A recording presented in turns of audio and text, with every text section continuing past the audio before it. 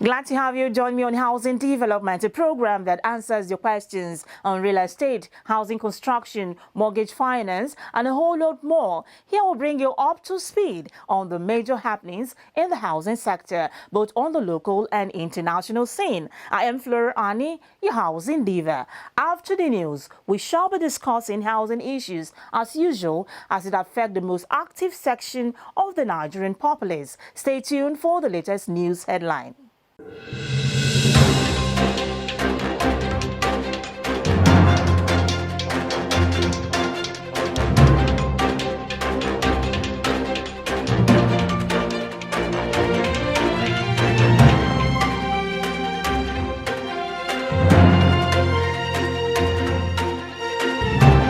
Access to affordable homes is fast becoming an unfulfilled dream to lots of Nigerians, with the gaps growing from bad to worse due to drastic increase in the prices of building materials, hence compounding the existing housing deficit in the low-medium income segments of the real estate market, while efforts of government haven't yielded the much desired results.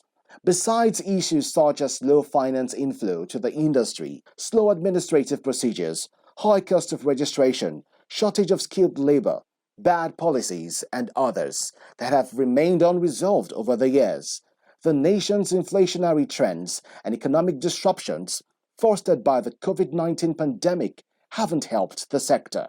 According to the president of the Nigerian Institute of Building, NIOB, Kunle Awobodu, an increase in the price of materials affects projects negatively because before embarking on the project, there must have been a budget, adding that increases that were not unanticipated will affect the budget, slow down the project, and translate to the fact that money allocated will not be enough. According to the NIOB president, if firms producing some of the building materials being imported could establish their factories in Nigeria, the cost of haulage, which contributes to a hike in price, will be eliminated.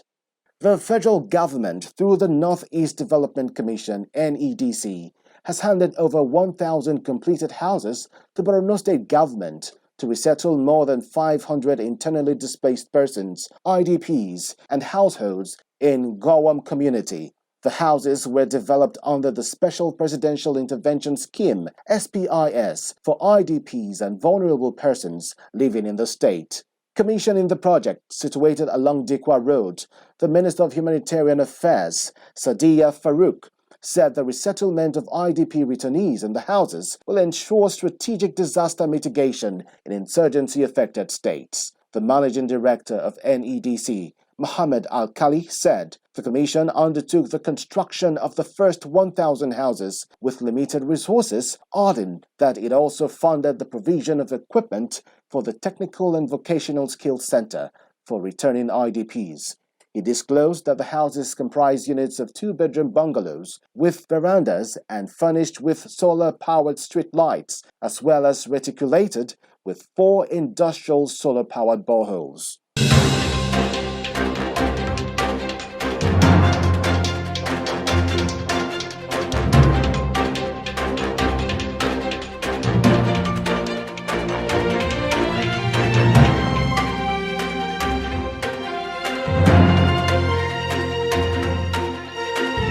To read the full details of the news, do well to visit www.africanhousingnews.com, and also don't forget to go to our YouTube channel, Housing TV Africa, and click on the subscribe button.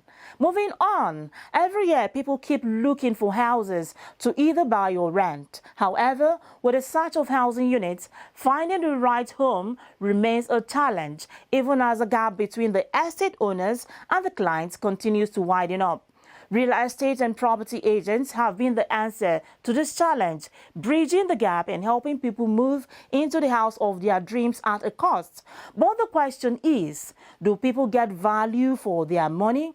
This special report seeks to find out how cost-efficient it has been engaging these real estate agents. Take a look. With a yearly increase in rural-urban migration in the country, property owners have sought for more ways to relate with prospective clients, with physical methods such as advert placements and technological methods such as creating online platforms, which is now on the rise.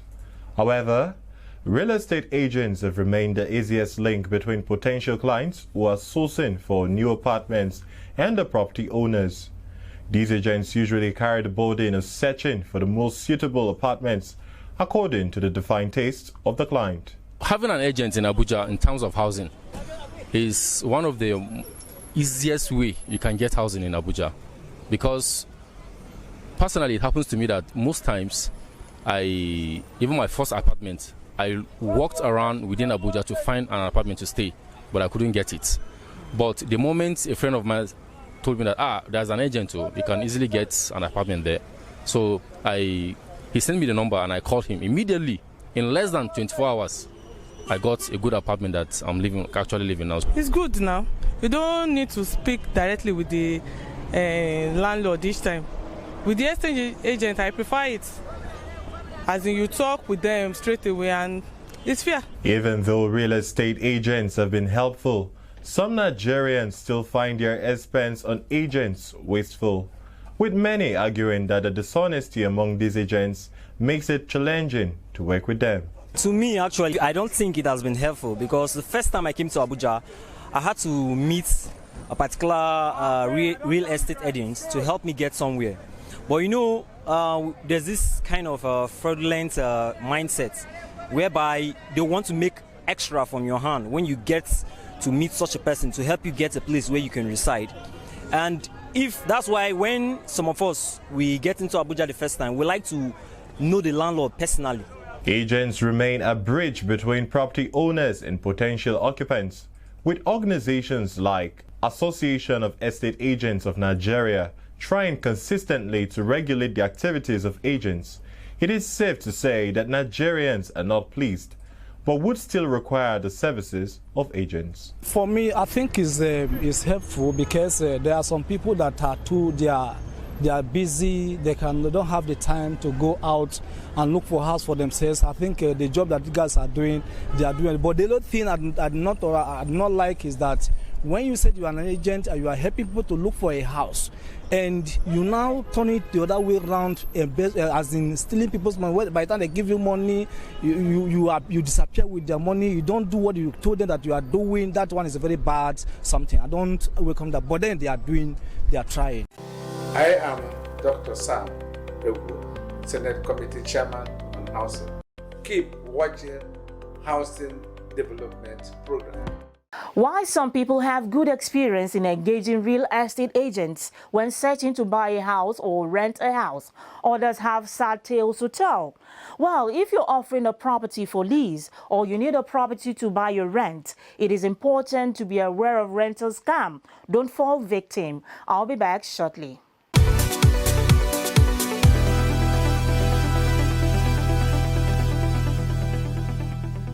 Welcome back. The program is Housing Development. Up next is a real estate company for the week, and that goes to Octo5 Holdings Limited, a real estate company that is providing quality, conducive, and affordable housing for all.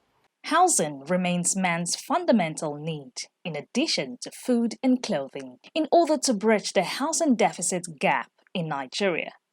Octo5 Holdings Limited is providing quality, conducive, and affordable housing for all.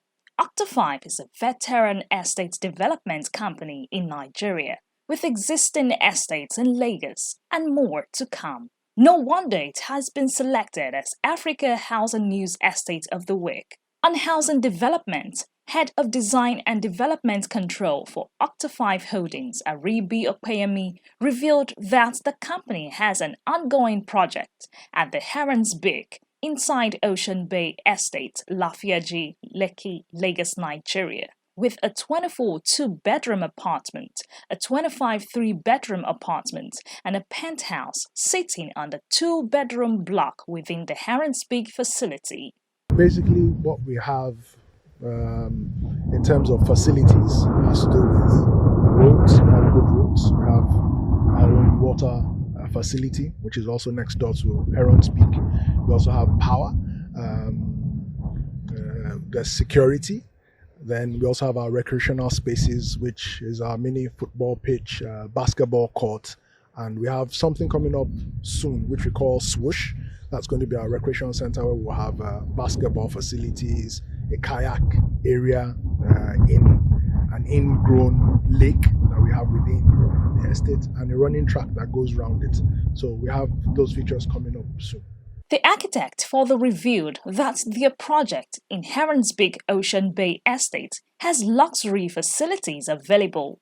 Indeed, the Octa 5 Holdings is a blue ocean of beautiful, quality and affordable houses. We have other estates around Lagos. We have some that have been built and we've moved on from there, and we have others that are still up and coming. We have some in Ekwe. We have within this estate, Ocean Bay, Heron's Beak, which is behind me here. We also have some others coming up, like our Playa Bonita. In Ekwe, we have some affordable housing schemes coming up there as well. We have at Oworo, we have in Abuja, and we have some others coming up in other parts of the country. The need for housing funds in the real estate development cannot be overstated, as it is a prerequisite requirement. Therefore, all hands must be on deck to ensure an affordable home for Nigerians. Octa 5 is no doubt one of the leading pioneers in the industry and one of the very first developers that introduced flexible standard home purchase plan in the early 2000s and is planning to deliver 10,000 homes across Nigeria for the middle and low-income earners.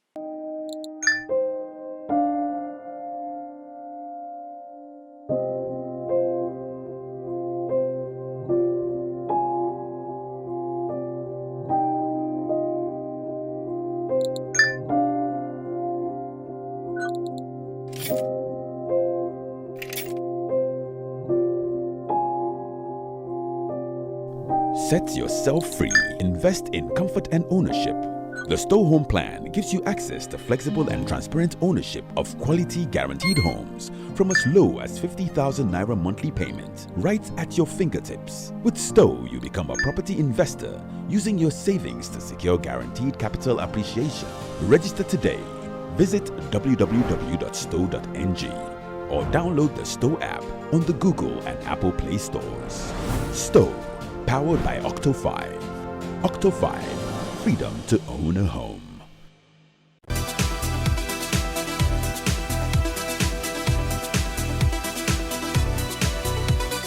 Welcome back. That is the Real Estate Company of the Week, Octa 5 Holdings. Moving on to the Wuse axis in the Federal Capital Territory, where we have the Royal Ceramics Showroom. Housing Development crew took a tour to the place. Let's watch this.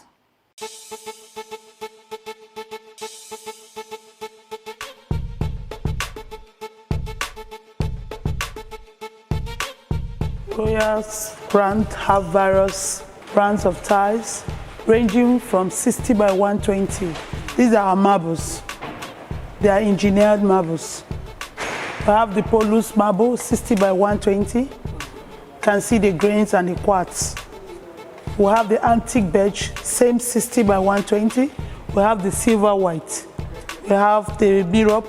We have the creamer marfil, and we have the metallic marble and the anthracite black.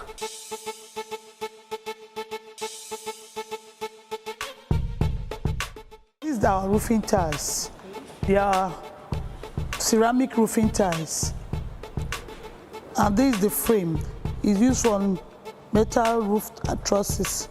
You can actually use the wooden trusses, but it has to be well fixed on it so that to be, because it's lightweight, but it also protects from fire. It's a fire resistance, and it has various in your house. It takes away the hot air. Okay, so it kind of cools in your house. Cools in the house. It cools in the house. And we have also started producing and manufacturing the roofing trusses also, so that it can be easy and cheaper for our clients also.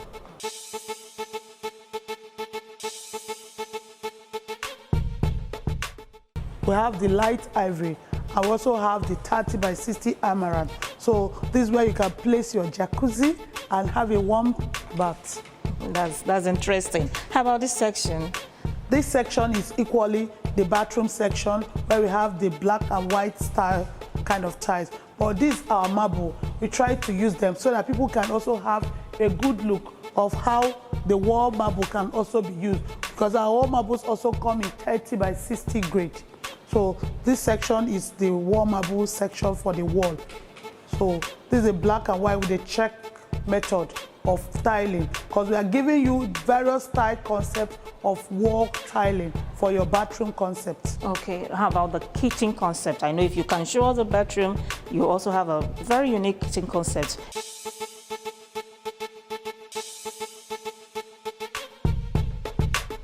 The kitchen is the top priority for every woman, and that is why Royal Ceramics want to give it a top notch for every woman to have a feel of their kitchen. Just like I told you, this is our marble top finish, and this is called the creamer marfil. This is a zinc glossy. We try to make it so that when you come to this kitchen, the feel is nice. You will not be in the heat, it will be appealing to the eye. And this one, water doesn't spoil it, it's water resistant? It's water resistant, it's fire resistant, there's nothing. And it is a full time, we have guarantee, it will not spoil. And all of these tiles are manufactured here in Nigeria? They are 100% and locally manufactured here in Nigeria, even at our backyard there, Ajaokuta, Kogi State to be precise. Can the average Nigerian afford these tiles? They are very affordable. We all know that the economy is not really smiling at anyone, but with a little money, more than half of the what you can use in getting the natural marble is 3/4 of it. Why you divide it, that's what you get, very affordable. That's lovely. The good thing that if you are budgeting, let's say 100,000 or 100 million for your marble floor or your marble staircase, with Royal Ceramics, you can have 30%, that's what you use. The rest of the 70%, you save it as change.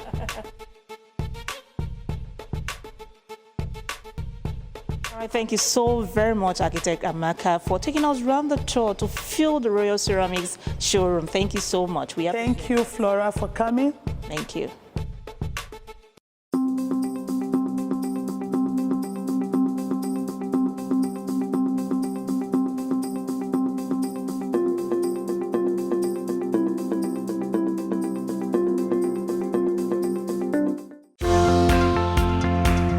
I'm Debbie Erb. I work for OPIC in the United States, and keep watching the Affordable Housing Development Program. Welcome back. You're watching Housing Development. That is a tour to Royal Ceramics showroom. Moving on, another cause for worry in any real estate transaction is rental housing discrimination. Discrimination in rental housing can take various forms: religion, family status, disability, gender, state of origin, marital status, and so on. What is the take of some Nigerians on this? Let's find out on Voices on the Street.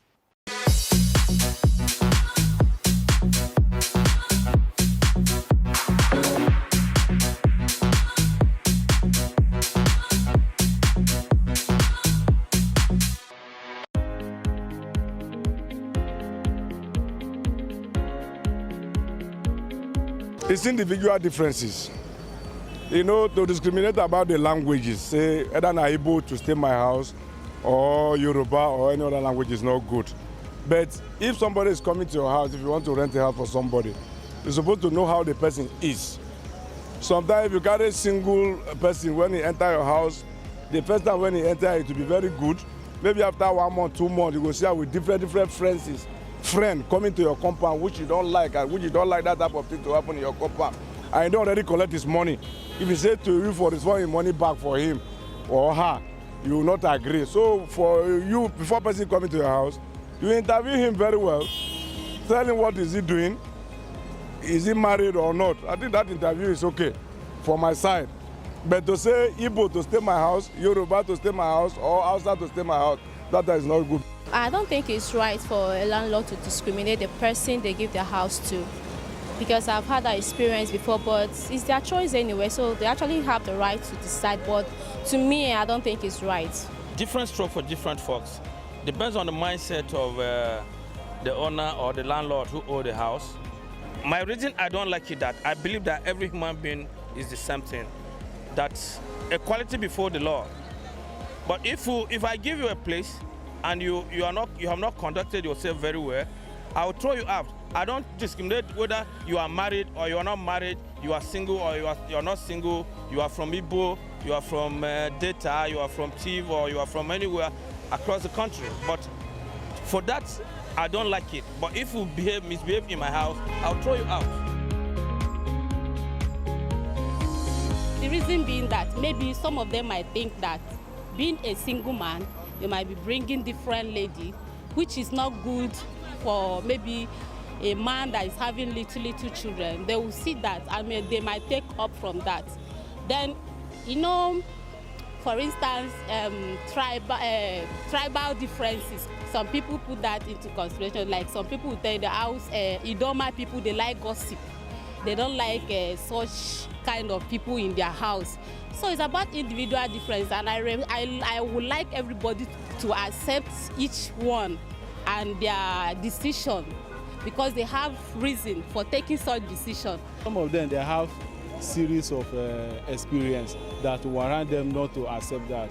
But in that case, there are different ways of handling such issue, matured way of handling it without even escalating into this kind of level.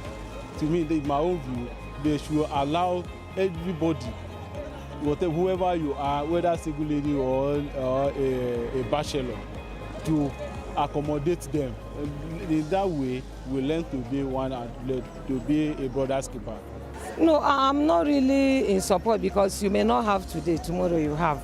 There are some people that are looking for work. You say you don't want to give them house. Tomorrow they will get the best job. If somebody shows interest that, oh, I want a house, and once the person have the money for that time, give the person the house.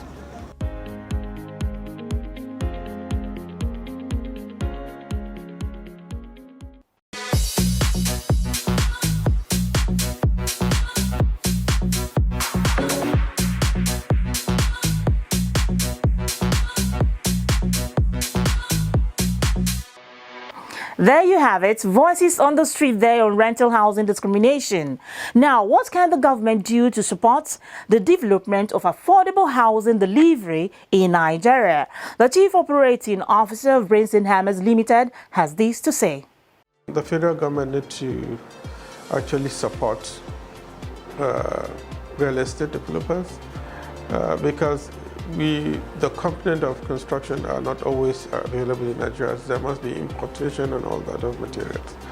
But the local materials we have, yes, that is fine, but exchange rate is a big thing for us. Then having control of the price of material is also massive.